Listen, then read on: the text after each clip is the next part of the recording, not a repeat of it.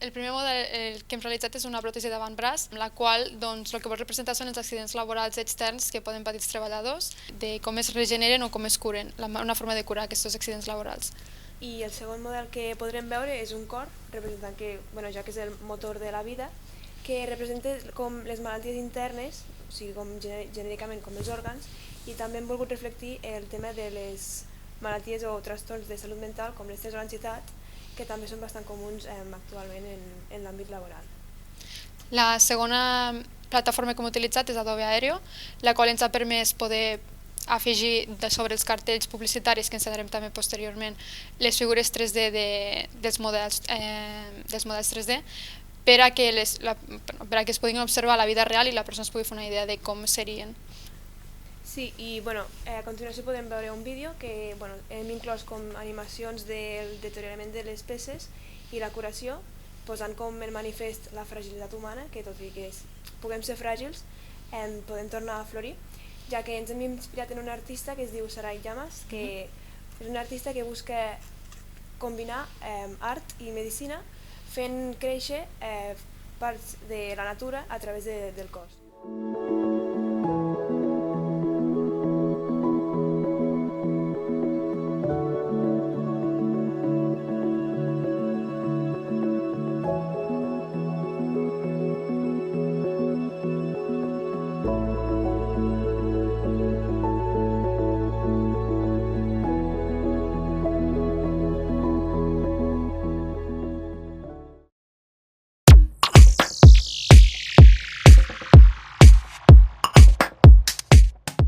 El nostre projecte parteix d'una idea general que ens interessava un tema entre les dues, que era els infants, i a partir d'aquest tema vam buscar les maneres com el podíem relacionar amb la fàbrica del Trapat, buscar alguns arxius que tinguessin a veure amb els infants que estiguessin relacionats amb la fàbrica, i ens va semblar molt interessant unes imatges que vam trobar d'unes joguines que eren dels fills del Trapat, i llavors vam buscar com la manera que la poguéssim connectar amb el nostre projecte, i vam pensar que la manera de connectar els infants, les joguines i el Trapat era parlar de la desigualtat, l'explotació infantil. El joc es diu Jugues amb mi i consisteix en dues parts. La primera part, que és el joc en si, i la segona és el moment de reflexionar. La primera part consisteix en una mena de joc inspirat amb el Simon Says, que és intentar replicar la seqüència de colors. El joc acaba quan el temps finalitza o quan falles. Llavors, quan falles et surt un missatge dient que has fallat i et surten dues frases que són les condicions laborals en les que has treballat. Llavors, quan surten aquestes frases, surt un missatge de firmar el contracte. Llavors, la màquina genera un so que no s'acaba fins que tu el firmes el contracte, donant referència com aquests infants no tenen elecció en treballar o no ni en les seves condicions. Llavors, aquesta seria la dinàmica del joc. I ara parlarem una mica sobre l'estètica de la caixa, i és que hem volgut que tots els detalls que tingués la caixa tinguessin un significat per el que volíem expressar. Exacte. Hi ha diferents textures a la caixa i aquestes donen referència a les indústries que normalment hi ha més explotació infantil. Llavors, la d'aquí, per exemple, la de sobre, dona referència a la indústria tèxtil, on hi ha molts nens explotats. També tenim a una cantonada maons, a una textura de maons, que simula la indústria constructiva, i també tenim una part d'engranatges on són aquests, com dir-ho... Fent referència a la maquinària que hi ha a les fàbriques. Exacte. I després, per últim, tenim les dues torres, que com es pot veure a simple vista, té forma d'un castell simple i innocent, que podries dir és una joguina tranquil·lament d'un infant, però aquestes torres també simbolitzen com el fet que els infants, quan estan treballant en aquestes fàbriques, estan controlats de gent adulta i que estan vigilats perquè donin el seu màxim rendiment treballant. I llavors hem volgut representar això amb el comptador aquest. Quan el temps s'acaba també et mostra un missatge que et diu no, has d'anar més ràpid. I llavors a continuació et surten unes frases de les condicions amb les quals l'infant o tu mateix has estat treballant fent aquesta seqüència. I et mostra com algunes de les condicions, i com per exemple que has estat treballant 98 hores durant 7 dies a la setmana, que és una borrada de temps, o que et cobren 10 cèntims per hora extra feta, que és com unes condicions molt dures que ningú voldria acceptar. I llavors el següent pas és, et surt una frase que et posa si estàs d'acord amb les condicions que t'han sortit, i no tens cap altra elecció que firmar el contracte per dir que sí, perquè ha sonat una alarma i per tant, si no, continuaria sonant l'alarma. I és com... Fins que no cliques, exacte, no para l'alarma aquesta. Tenim aquí al catàleg, vam posar aquí una petita introducció de l'explotació infantil i tot, i vam apuntar els països on havíem trobat que hi havia com més explotació infantil, i alguns eren tipus la Índia, el Pakistan, la Xina, les Filipines, i es pot veure aquí. Ha sigut la recerca que hem fet nosaltres per després poder fer les frases.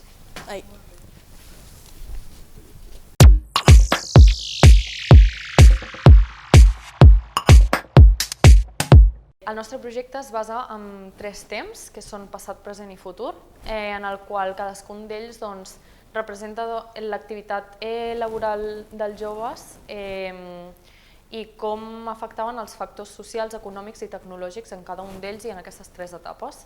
Tenim el passat, on es representen les connexions personals i aquesta necessitat de mà d'obra a l'hora de fer la contractació laboral. El present, on es veu com l'activitat laboral al final també es veu afectada, fins i tot a la gent que ja té com aquesta formació acadèmica, i el futur, on ja presentem com una imatge on la intel·ligència artificial està com present, és com que domines per sobre de la part humana, que és com que es veu com més desplaçada. Hem volgut fer aquesta imatge, aquesta idea de futur. Llavors ho vam voler fer amb aquests diorames que són en 3D, els quals representen una mica, el cub representa com un espai. Tenim el del passat, que representa l'espai de la fàbrica Atrapat, on es treballava, on treballaven els joves, amb tota la maquinària i tot. La part del present, on es representa la fàbrica d'Atrapat actualment, amb la maquinària que s'utilitzava però que ara mateix no s'està utilitzant, i la part del futur, on fem aquesta idea, on la intel·ligència artificial és la principal, diguem, i on ja el factor humà ja no es veu tan vist. Cada una d'elles representa un color, el marró pel passat, el blau pel present i el blanc pel futur, una mica aquests 3 colors per idear cada etapa històrica. I cal dir que les imatges del passat estan fetes amb imatges que es va recollir, d'imatges que es feien a la fàbrica en aquell moment.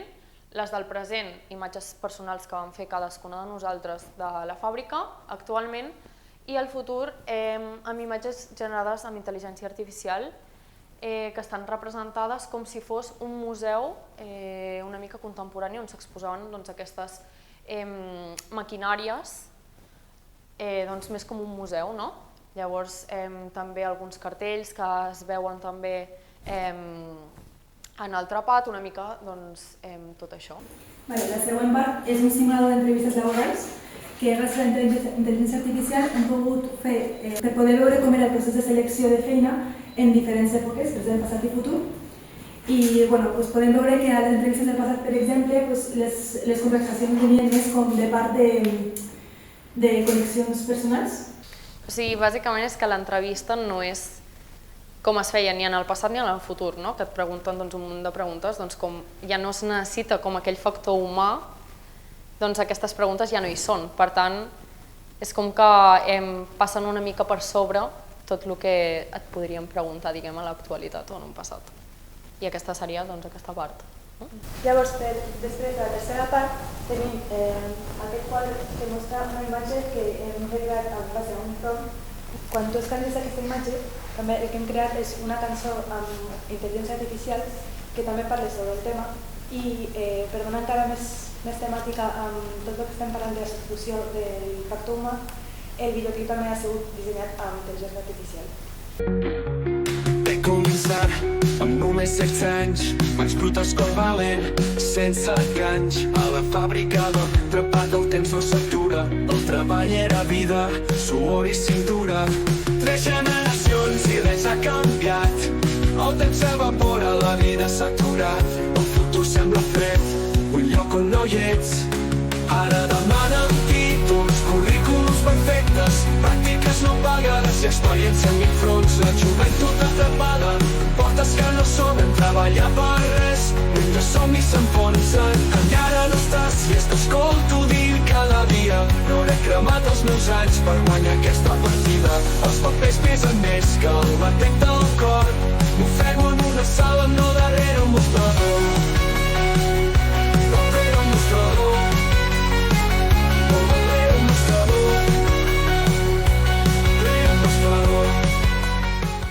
Nosaltres amb aquest treball hem volgut generar, més que una obra artística també, arribar a una reflexió tant personal de nosaltres dos fent aquest treball com pel públic, qui ho estigui veient, i d'arribar a una reflexió tant de lo que hem fet com per dir què és el que volem del món laboral, sobretot amb els joves, i què és el que volem aconseguir pel jovent al final. I res, esperem que us hagi agradat, que us hagi fet reflexionar una miqueta i això és tot.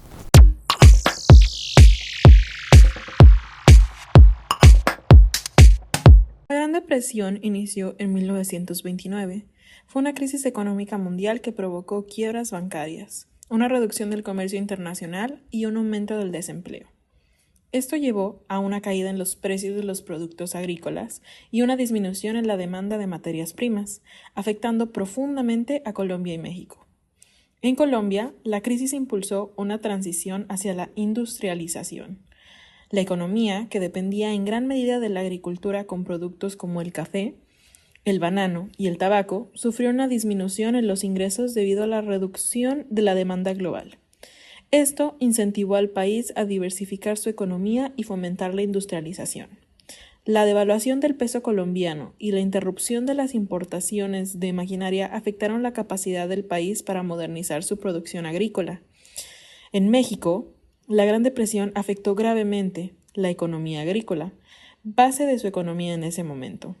La caída de los precios internacionales y la reducción de las exportaciones llevaron a una crisis en el sector rural. En respuesta, el gobierno implementó políticas de reforma agraria y promovió la industrialización para reducir la dependencia de la agricultura y estimular el crecimiento económico. La disminución de la demanda internacional de productos agrícolas como el petróleo, el cobre, el maíz, el azúcar y el café causó una pérdida significativa de ingresos. La falta de crédito y recursos para los campesinos generó dificultades en el sector rural, lo que llevó al gobierno a fortalecer la reforma agraria para apoyar a los campesinos. Lo interesante de nuestro proyecto, la mayoría de veces que buscábamos maquinaria hecha en Colombia o en México, se iban como a lo más rudimentario, o sea, arado, puesto por, jalado o utilizado como por personas, por caballos, por burros, por todo este tipo de cosas, ¿no? Entonces no era como tan modernizado como se hubiera querido o como estaba en ese momento en la fábrica del trepado. Entonces ahí es cuando nos fuimos a buscar una forma de representar eso que encontramos en la investigación para que representara a nuestros dos países en América.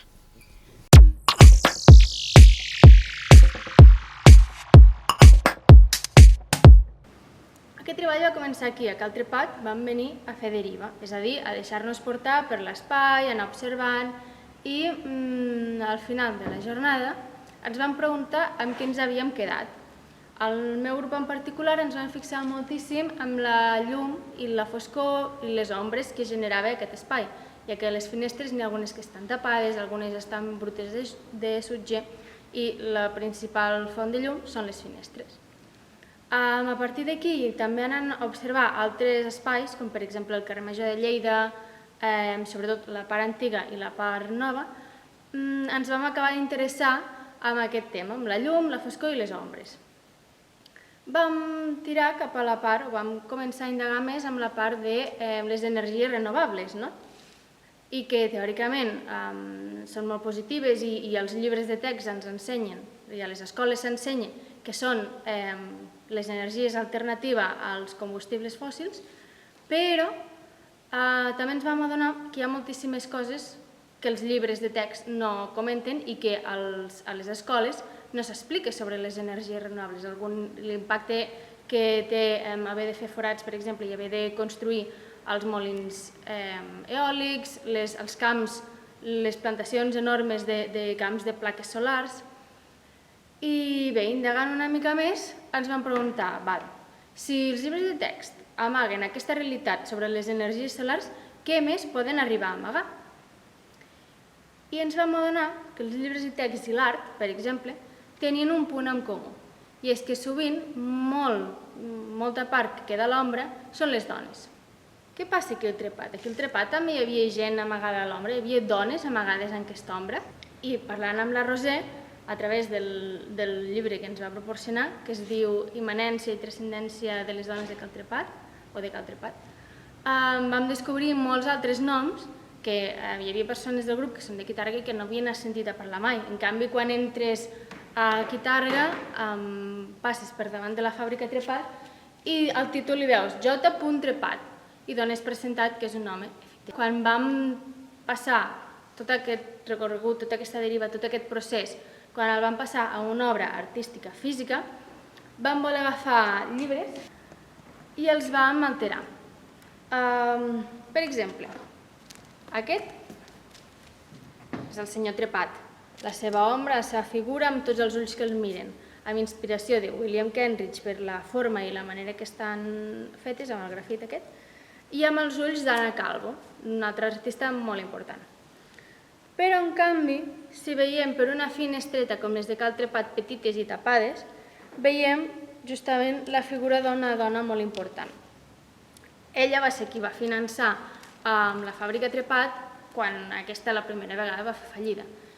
És una persona molt important i que justament, si no fos pel llibre o si no fos per com ara s'ha reestructurat la fàbrica Trepat, ningú ho sabria. Igual que aquí el Trepat passa a tot arreu. Passa amb altres artistes, passa amb altres grans personatges de la història que avui en dia coneixem o coneixem menys, o si a vegades els coneixem és per la tasca que ha fet el seu marit i per ella ser la seva muller, la seva germana, la seva mare.